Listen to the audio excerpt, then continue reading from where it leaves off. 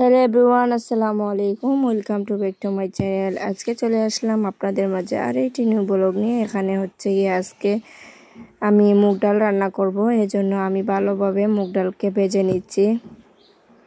অনেকক্ষণ সময় ধরে আমি এগুলোকে ভেজে নিব।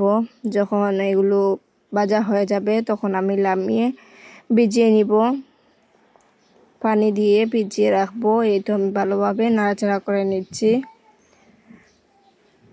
আপনাদের কার কার মুগ ডাল খেতে পছন্দ কমেন্ট বক্সে কমেন্ট করে জানাবেন। আজকে হচ্ছে গিয়ে আমি গোস্ত দিয়ে মুগ ডাল রান্না করব, মুরগির গোস্ত দিয়ে। এই তো এদিকে আমার মুগ ডাল ভাজা হয়ে গেছে।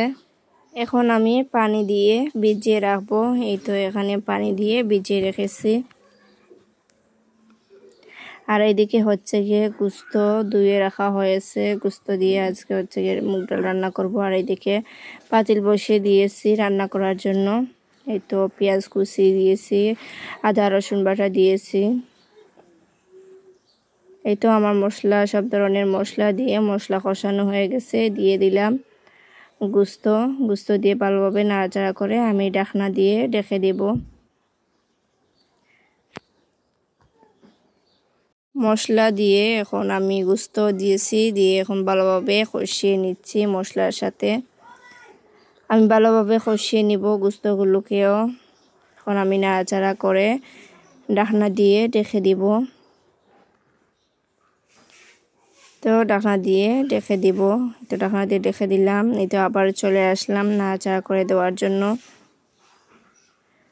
নাড়াচাড়া করে আমি পরিমাণ মতো পানি দিব। গোস্ত সিদ্ধ হওয়ার জন্য আমি পানি দিব পরিমাণ মতো। এই তো আমি নাড়াচাড়া করে দিচ্ছি। এখন আমি পরিমাণ মতো পানি দিয়ে দিব। পরিমাণ মতো পানি দিয়ে আমি ঢাকনা দিয়ে ঢেকে দিব। গোস্ত যখন সিদ্ধ হয়ে যাবে তখন আমি এসে ডাল দিয়ে দিব, মুগ ডাল। চুলার আঁচটা কমিয়ে দিয়ে আমি এখন ঢাকনা দিয়ে ঢেকে দিলাম। মুগ ডাল গরুর গোস্ত দিয়ে যদি রান্না করি তাহলে খেতে খুবই ভালো লাগে, আরো বেশি ভালো লাগে। এই তো আমার গোস্ত হয়ে গেছে, সিদ্ধ হয়ে গেছে। এখন আমি দিয়ে দিব আমার মুগ ডাল। তো আমি নাড়াচাড়া করে দিচ্ছি। এরপর আমি দিয়ে দিব মুগ ডাল,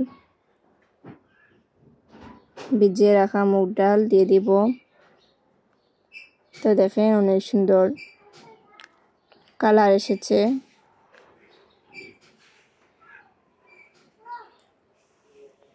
চুলার আঁচটা কমিয়ে দিলে তাড়াতাড়ি সিদ্ধ হয়ে যায় মুরগির গোস্ত, অনেক সুন্দর কালারও আসে।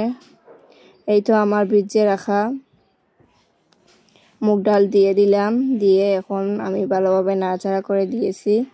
আবারও চলে আসলাম, এসে আমি এখন পানি দিয়ে দিচ্ছি পরিমাণ মতো। পানি দিয়ে এখন আমি নাড়াচাড়া করে নিচ্ছি। নাড়াচাড়া করে আমি এখন ঢাকনা দিয়ে রেখে দিব।